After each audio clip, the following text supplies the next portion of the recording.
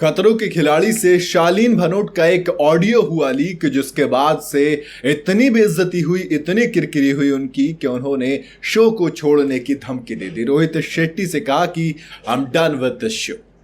अब ये क्या चल रहा है? दरअसल परसों एक प्रोमो आया था खतरों खिलाड़ी का, जिसमें निमृत और शालीन भनोट के बीच लड़ाई हो जाती है।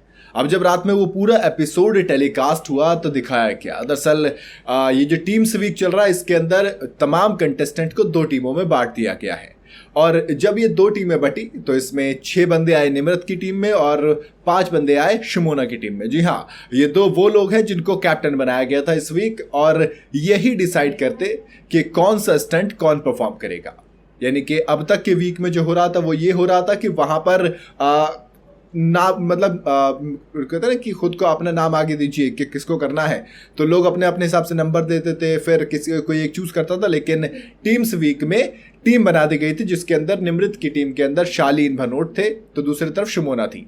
अब शमोना की टीम 3 टास्क करके तीनों के तीनों जीती थी, दूसरी तरफ निमृत की टीम थी जो 3 टास्क में तीनों के तीनों टास्क हारी थी और जिसके बाद उनका स्कोर था 0। अब ऐसे में जब कोई भी टीम हारती है तो उसमें फिर गलतियां निकाली जाती हैं कि कौन कैसा है। ऐसे में शालीन ने एक ऑडियो लीक हुआ जिसके अंदर शालीन कहीं पे बैठे हुए कह रहे थे किसी से कि निमृत बेकार कैप्टन है, 1 नंबर की, इसको कुछ अता पता नहीं, मुझे तो ये लड़की ही पसंद नहीं है, 1 नंबर की घटिया कैप्टन है। बिग बॉस में भी ऐसी थी, वहां पे भी इसकी कैप्टनसी को लेकर सलमान खान ने खुद कहा था कि निमृत अच्छी कैप्टन नहीं है। मतलब वो तमाम भड़ास निकाल रहे थे। लेकिन ये ऑडियो रिकॉर्ड हो गई क्योंकि माइक लगे होते हैं। इसके बाद जब ये ऑडियो सबके सामने प्ले हुई तो निमृत रोने लगी और वो सिंपल ही कह रही थी कि मैं तो सबके सामने मतलब कोशिश कर रही हूँ, सब अपना 100% एफर्ट दे रहे तमाम, मतलब वो डिफेंड कर रही थी अपनी कैप्टनसी को। उधर शालीन को थोड़ी सी बेइज्जती लगी कि नेशनल टीवी पर उनका मजाक उड़ाया जा रहा है, इस तरीके से ऑडियो लीक करना और उनकी इमेज को टार्निश करना, ये सब हो रहा है। अब सब के सब टेंस हो गए कि क्या सिस्टम चल रहा है।